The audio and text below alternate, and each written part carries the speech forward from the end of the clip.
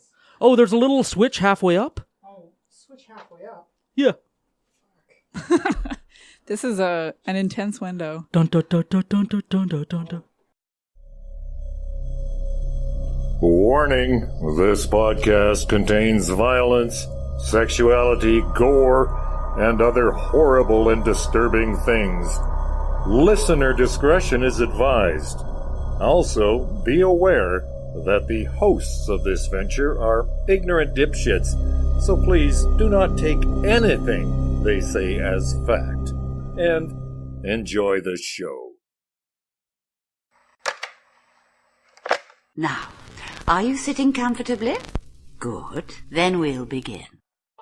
Today we had 15 homicides and 63 violent crimes, as if that's the way it's supposed to be.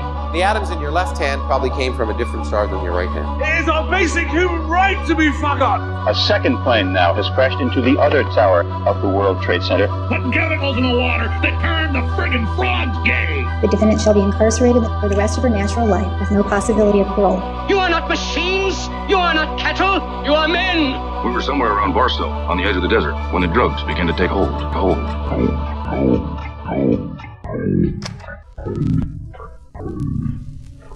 Occultae Veritatis. How do people live in Australia? Oh man, I don't know. It's fucking hot and full of spiders. Like, I'm aware of, 3 species of poison spiders in Canada, and I'm still paranoid whenever I go near a wood pile. Oh man. Every spider did poisonous over there. And snakes and other bugs and grossness. I don't know. I feel like humans are failing the natural selection test by living in Australia. Yeah. No offense to our Australian listeners. Maybe a little bit of offense? I don't know. No, but it's mostly a desert, eh? Yeah. With some poisonous bits around the edges. Yeah. That's where the people live, though, in the poisonous bits. They've got a town in the middle of nowhere called Alice Springs, and it makes it sound lush, but it is not. It is not a spring. It makes it sound like an oasis. Well, it maybe once was, but it is no more. It's just a dust bowl. My goodness. That sounds like a town where everybody goes to the center of town to the one well, at the morning every day, with their bucket ready to get some water. Yeah, well, they got those big semis there. They're like 5 trailers long. Because the road is straight. Mm-hmm. There's only one road, top to bottom. It's all straight. Yeah. Why have length limits if you're just going straight? I don't know what they do once they get to the city, trying to make turns and whatnot. Yeah. Maybe they've got a depot outside the city. That would make sense. What? Yeah. This is Occultae Veritatis. Oh, yes. I'm Ood. I'm Sage. I'm Leon. Yeah, welcome to the show. Yeah, what's your poison? What's your poison? So, what's your poison?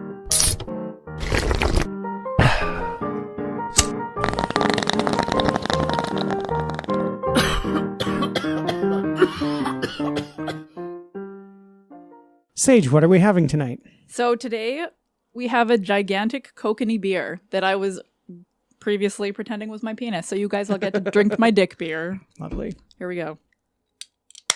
Oh, nice crack. Kinda. For this beer is pendulous. Yeah, if you want to imagine, it's about as thick around as an average man's arm. Oh, that's a shitty pour. Yeah, it was a shitty pour. That's all right. Who doesn't like head? I just want to drip beer on myself. Mm. That's what she said. Yeah, that's a little bit better. Oh, God.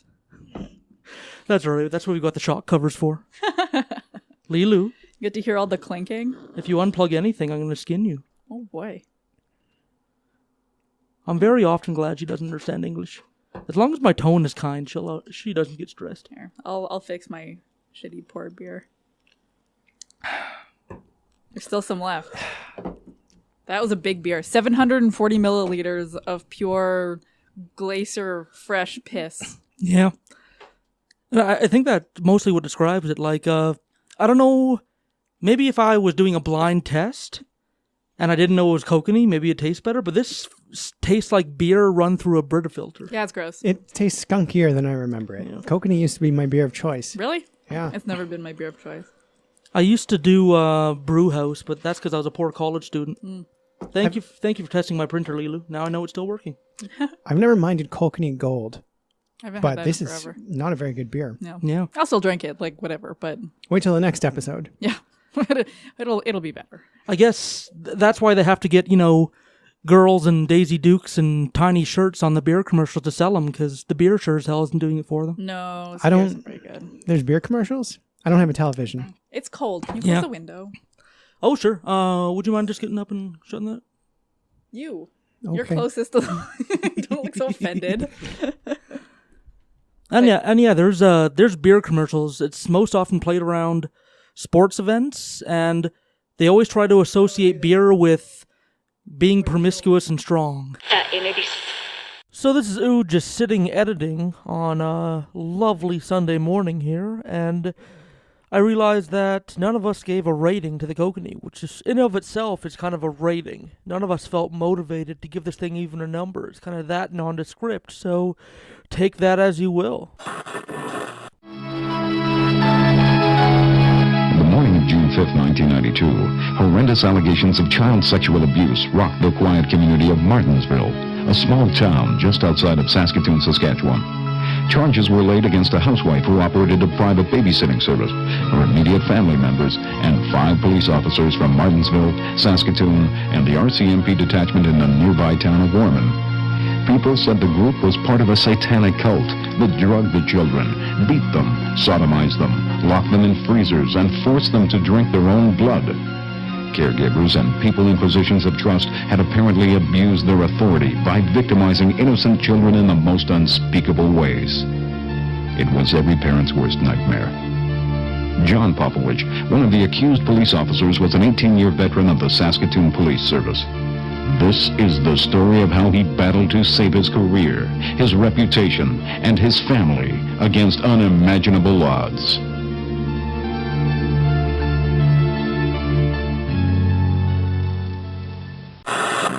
So, our wonderful listener and friend of the show, Carmen, was the only person who entered our Super Rad contest on Facebook. Mm-hmm. What the fuck, you guys?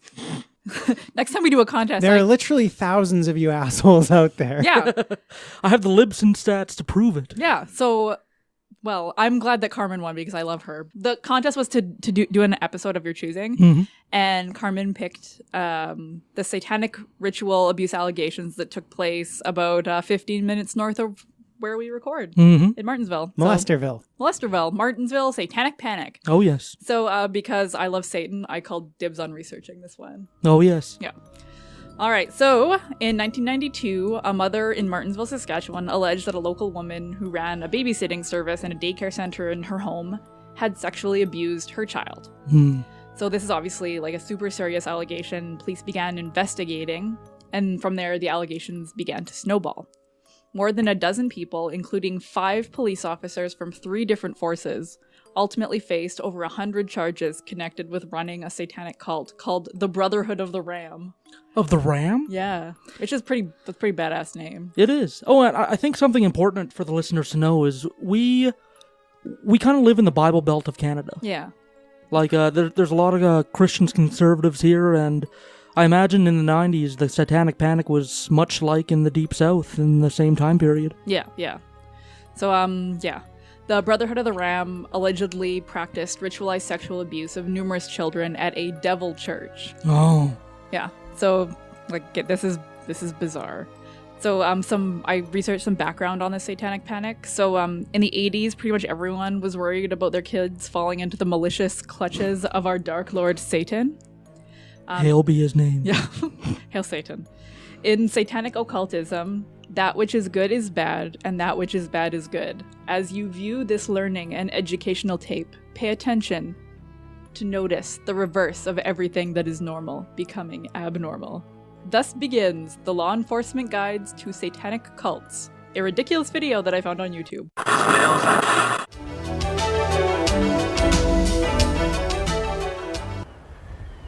In satanic occultism, that which is good is bad, and that which is bad is good.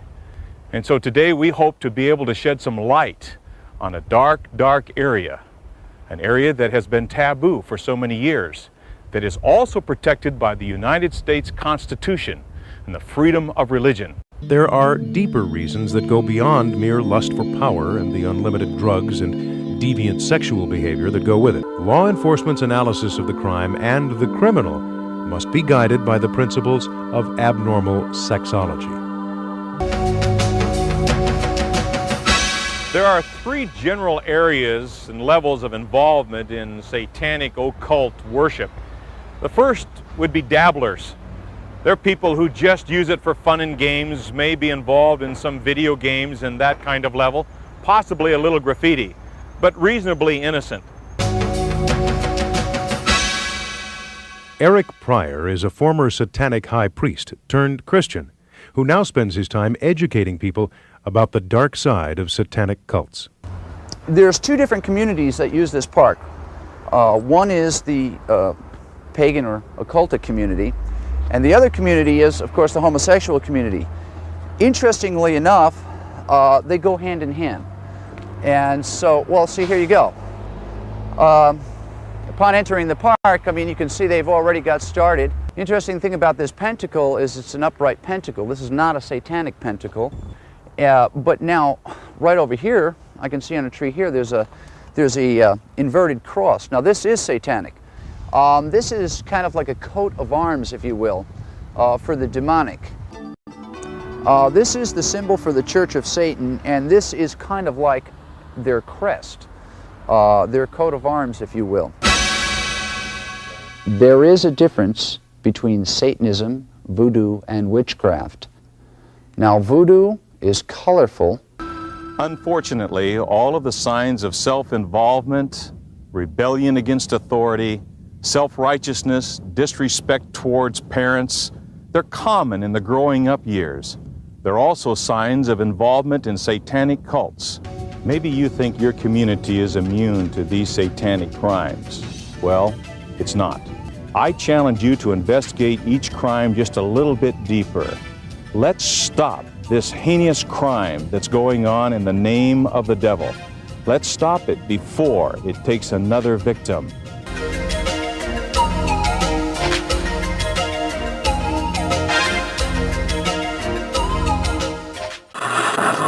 Super dumb.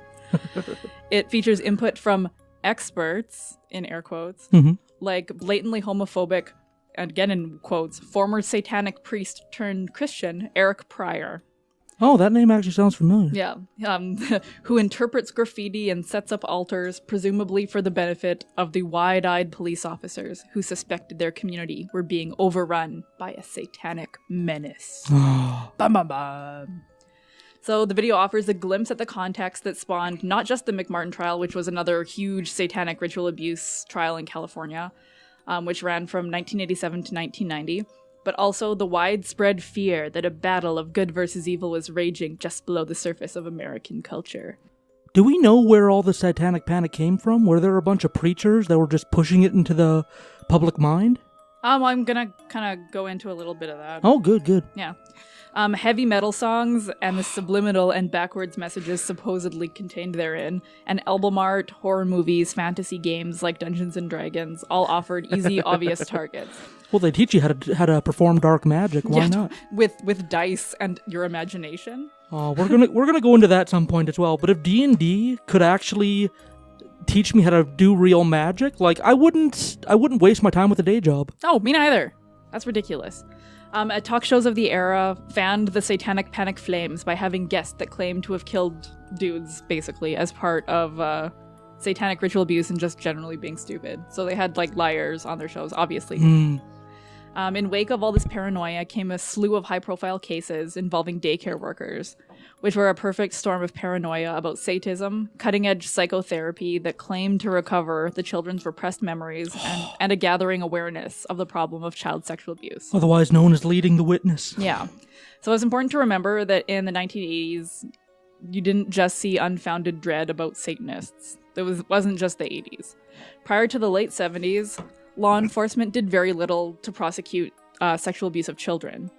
But in the 1980s, the Department of Justice stepped up its fight around child pornography, with measurable success, and laws revolving around the reporting of child abuse were revamped with an eye toward protecting innocent victims. So these allegations of ritual abuse in daycare centers came from the combination of a legitimate awareness of a previously hidden problem and completely unfounded hysteria. A lot of the interest in patients claiming to have recovered buried memories of satanic ritual abuse began with a 1980 book entitled Michelle Remembers, written by a psychiatrist named Lawrence Pazer and his patient and later wife. that tells you something. Oh. Michelle Smith. Oh, so did he analyze her as a child? He analyzed her and then married her. Oh. So that's kind of fucky right there. Yeah, forget the Satanist. Let's get an eye on that guy. Yeah. So Pazer and Smith's book, Michelle Remembers, recounted how Smith's therapy dislodged sensational memories of being abused as a small child by a satanic cult, spawning a bestseller that was initially accepted as fact. Obviously, this book was later decredited. Yeah. So, So it kind of all started from there, and obviously from metal music and fantasy role-playing games. And when, I guess the book's name is Michelle Remembers, so I guess, did she remember, like, satanic ritual abuse and all that? Yeah, she remembered, in air quotes, it. Because it's really easy to lead kids with leading questions. Yeah, we'll talk a little bit more about what happened in Martensville with that. Martensville. So the Satanic Panic era was winding down, but then, like I mentioned, the shocking allegations of satanic ritual abuse popped up in Martensville. There's a little error in the recording, and Sage's voice just disappeared for the middle of the recording, so I'll be taking over. So back in Martensville, the Satanic Panic era was winding down. The shocking allegations of the satanic ritual abuse popped up in Martensville, and a bunch of kids came forward claiming to remember being abused and assaulted at the hands of Satanists. The children all had one thing in common: a babysitting service in Martensville, a sleepy little town near Saskatoon with some strongly religious citizens. The day after the arrests, Martensville mayor and police chief held a news conference to appeal for national support in the time of crisis. The satanic panic that swept through Martensville was being repeated throughout North America. Each case featured bizarre accusations, alleged satanic cults, grossly inept questioning of children, and hysterical adults who believed every possible tale wrung from them. The hysteria in Martensville began with a complaint from parents who told police that their 2-year-old daughter had been sexually assaulted at the babysitting service. The 2-year-old girl had a diaper rash that looked quite severe. When her mother asked about it, the girl said that a stranger with a pink rope poked at my bum. The file wound up in the hands of rookie police officer Claudia Bryden, who promptly began to interview all children and their families. The children began accusing various adults, including owners and their son. Some of the allegations are very disturbing. One child said that inside the Devil's Church, he was stripped naked, hoisted in the cage, and poked at. Another said that an axe handle was shoved up their rectum. Several claimed they were stuffed in a freezer, and they even said they were sexually abused on a waterbed. The children claimed they were threatened to never tell their parents. The kids said that they were fondled and forced into oral sex, and that a vibrator was pushed up their bottoms and guns were used to threaten them. Many of the children said that they were called uniforms and police cards, and it all happened in the Sterling home. One investigator, suspecting police involvement due to children's allegations, showed the children a book of police officers in the Saskatoon Police Department. He picked out a picture of Mr. Popowich. He went from police officer to gross pedophile in the span of minutes. The kids ended up picking around 5 other cops from various departments. Satanic panic had swept the town of Saskatoon and Martensville. The Brotherhood of the Ram was a scary satanic cult who had members of law enforcement as members, or so that's what people were saying. Among the true believers was the Martensville police chief, Mike Johnson. This guy pretty much handled the whole situation like a complete idiot. It turns out that things in the Martensville investigation had gone wrong right from the very start. And despite orders from the Crown prosecutors not to arrest anyone, he was so convinced in the satanic conspiracy that laid the charges before all evidence poured in. So he made conclusions before evidence was finished even being collected, analyzed, and gone over. His quote-unquote evidence consisted of cult activity that included writings by some local man that featured odd, occult-sounding words. Later on, they were revealed to be excerpts from a fantasy novel he was writing and not exact quotes from the situation at all. The chief even warned his forces that gun-toting Satanists were about to kidnap the children and sacrifice them. The police chief armed his officers with assault rifles and told them to keep an eye out for high priestesses who could be identified by a tattoo of a scarab beetle on their wrists. After his arrest, Mr. Popowich was suspended from his job without pay. His daughter was beaten up and picked on in school, and his relatives abandoned him. He and his wife held garage sales and sold their possessions to raise money, but things were not great for this family. Meantime, a team from the RCMP and the Saskatoon Police took over the investigation. The new team found out that the evidence was so weak that there wasn't any. There were only the wild stories of children prompted by incorrect questioning by members of the Saskatoon Police. Crown prosecutors flatly thought that Mr. Popowich was innocent, and the prosecutors from Martensville, prompted by the police chief, pressed on anyhow. It was revealed that Mr. Popowich had never met any of the children previously, and when they couldn't identify him in a lineup, the charges against him were stayed. But he could still be charged again in the eyes of much of the community. He was still guilty in the eyes of the public. He said, "If you're charged, people feel like there's gotta be something to it." In 1994, he launched a lawsuit against the government for malicious prosecution, and the province fought back tenaciously. The documents amounted to over 100,000 pages. He battled counts. Meantime, the two people who had been found guilty had their convictions overturned. Mr. Popowich's case against the province was to finally reach the trial stage in October of 2002, but in the spring of 2002, a pre-trial judge told the government it would lose. It was a clarifying movement, and the government quickly settled, and Mr. Popowich was awarded $1.3 million for his trouble.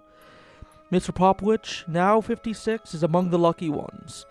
Unlike many men and women caught up in the child abuse hysteria that was the satanic panic of North America, many others that were caught up in satanic ritual abuse scandals were sent to jail and only later compensated. Mr. Popowich was, if you could say, lucky enough not to spend any jail time, although his public image and the image of his family were very well damaged in the event. In today's day and age, Saskatchewan has now completely reversed itself. Justice Minister Chris Axworthy personally met Mr. Popowich and his family to apologize, and says the province expects to settle quickly with other wrongly accused who are suing Martensville. He also promised that nobody wouldn't be involved in prosecuting Martensville would lose their jobs. Justice Minister Chris Axworthy was quoted as saying, "On behalf of the government of Saskatchewan, I wish to express regret over the injuries that you have suffered. The government of Saskatchewan affirms that you are innocent of all charges and that you are entitled to enjoy a reputation as a fully innocent citizen." The owners of the daycare, Ron and Linda Sterling, were also accused of satanic abuse and sexual abuse.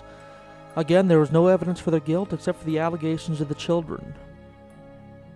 In 2004, details of the settlement were released, and Justice Minister Frank Quinnell said that the province will pay $925,000 to Ron and Linda Sterling, and to someone who was a minor when charges were laid in 1992. The Sterlings, who were operated a home daycare in Martensville, just north of Saskatoon, were among 9 people charged with the over 180 sex-related offenses related to children in their care.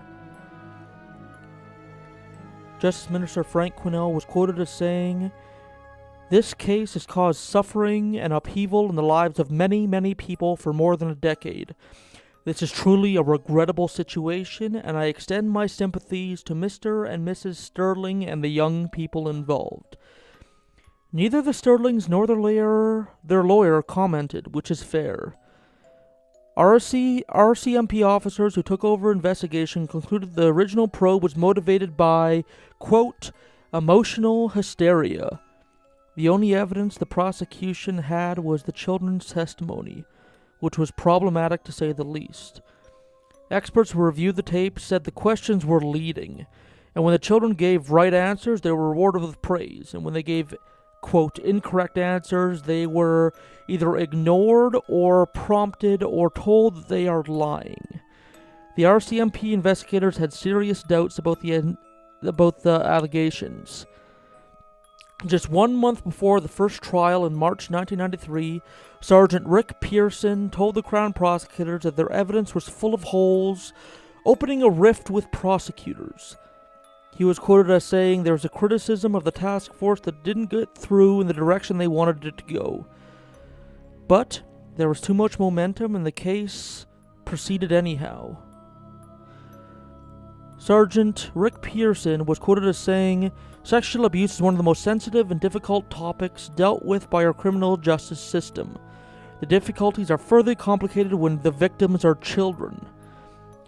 The Sterlings decided to sue for compensation after the government and settled a similar lawsuit in 2002, agreeing to pay $1.3 million to police officer John Popowich. One person, however, was convicted. Travis Sterling. The son of one of the daycare owners was convicted of 2 counts of sexual assault and went to jail. He was found to have been fondling and touching 2 of the children. So after all was said and done, instead of the 108 cases of sexual assault and satanic torture, it boiled down to simply 2 cases of the daycare worker's son touching children.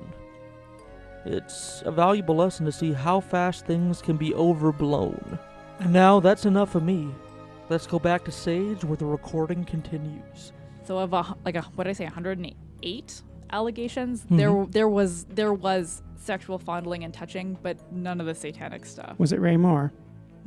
It was not Ray Moore. Do we know his whereabouts in these years?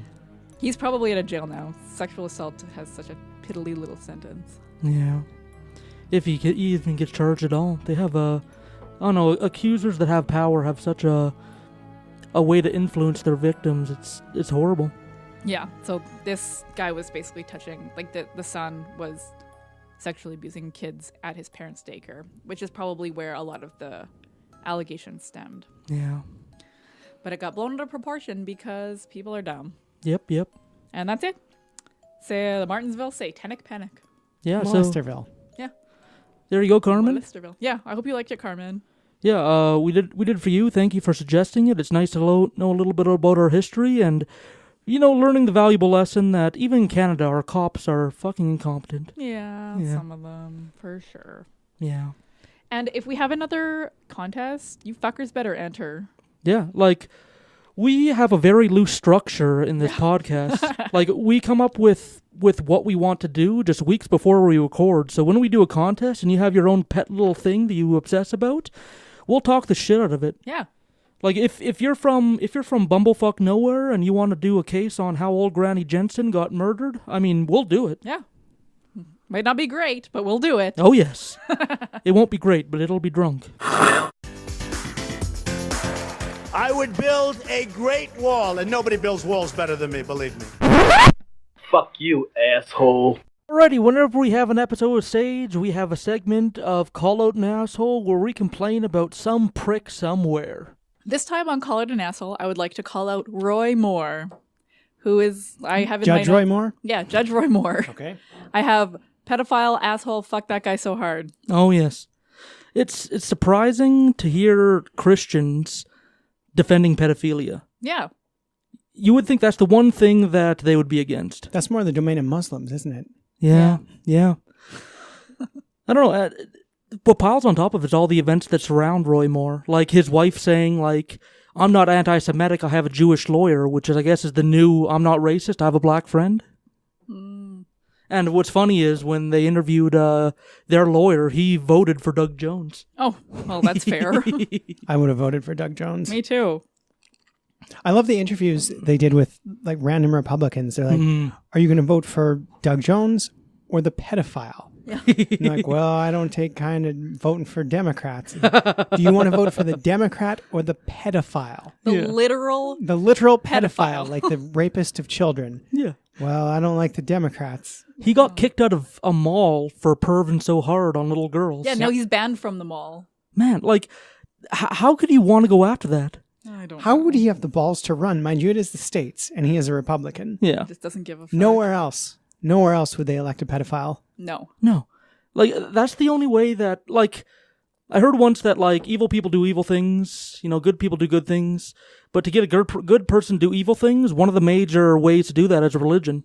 And, I don't know, supporting a pedophile to make laws in the country. I mean, that's got to be some kind of evil. A literal pedophile. Yeah. A literal, like, proven pedophile. Yep. Yeah. And the justifications I heard were just insane. Like, oh, back then it was normal. It's normal for a 30-year-old to go after a 14-year-old and all that shit. No.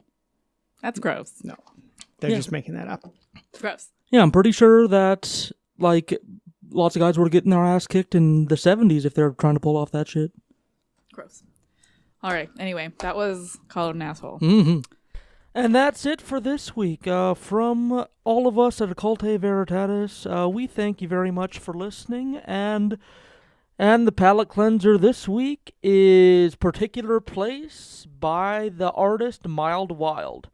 And remember to join us after the palette cleanser for the after show. We got some new patrons!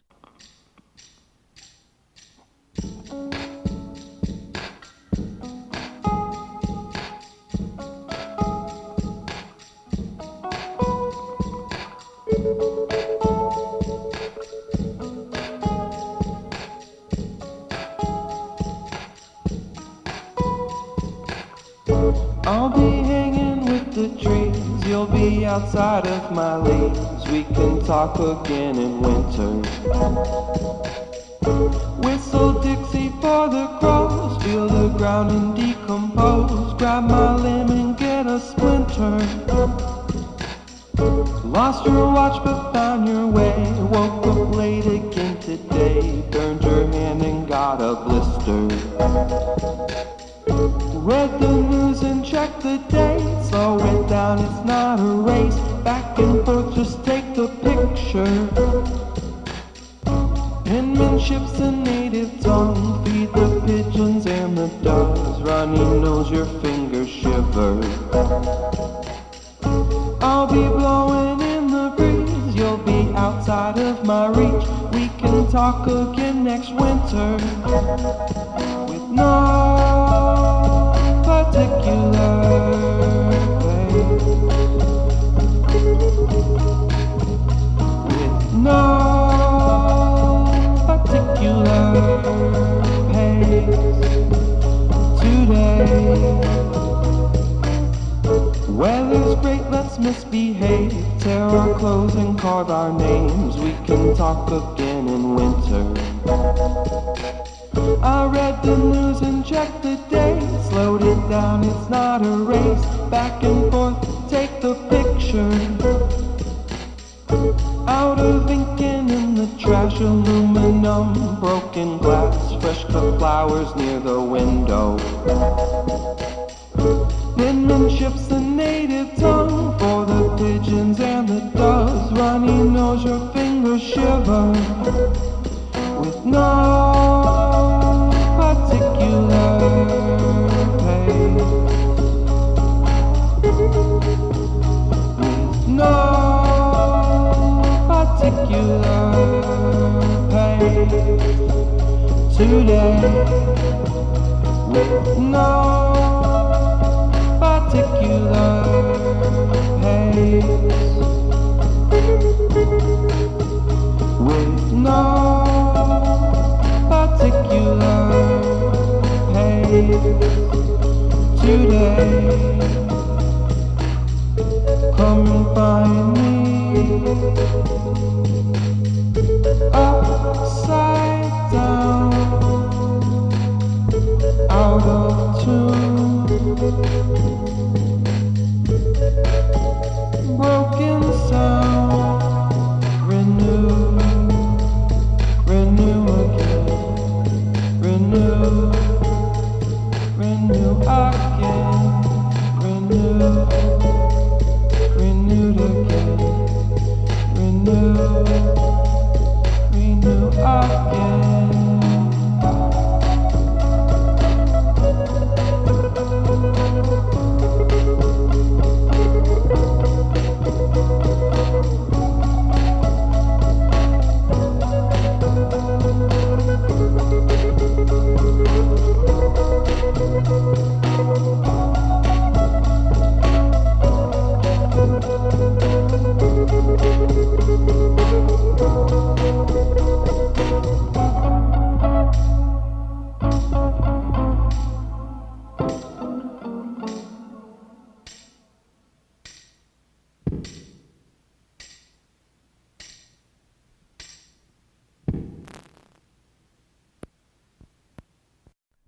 Alrighty, welcome to the Aftershow. First and foremost, we have 3 new patrons.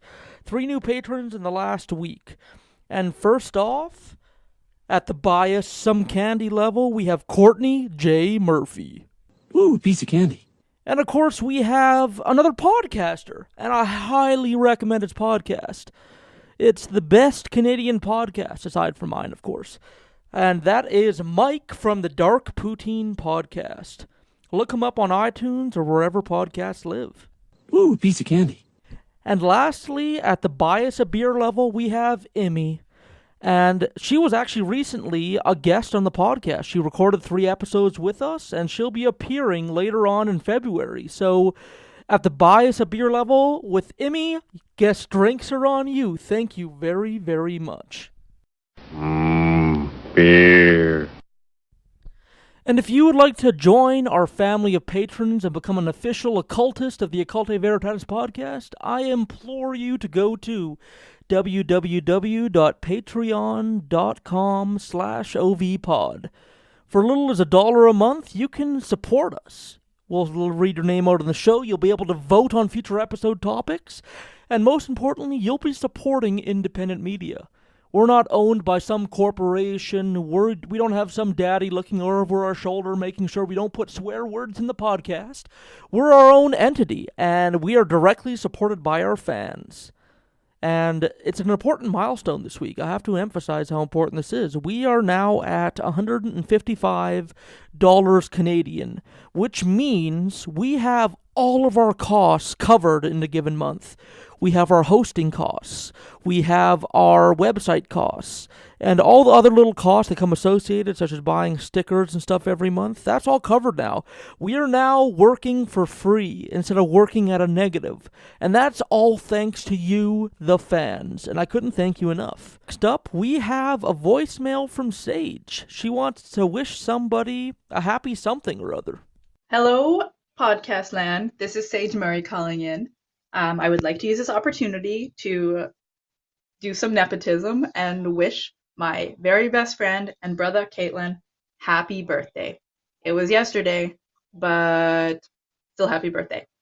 30s are the best. I love you so much. Bye. And if you ever wanted to hear your voice on a podcast, feel free to send us a voicemail. Go to www.ovpod.ca/contact, and there's a little widget on there where you'll be able to send a voicemail right from your phone without having to do any fancy stuff. And we love playing them on the air. We love to hear our fans, a bit more than us, actually. So, for Mood Gallifrey, this has been the Aftershow. I hope you guys have a lovely evening. I hope the rest of January is as warm as it can be. I guess for our American brothers and sisters, they don't have to go through as much of the struggle as Canada, but it's still cold for them too, so I hope you guys stay warm this January. Have a wonderful evening.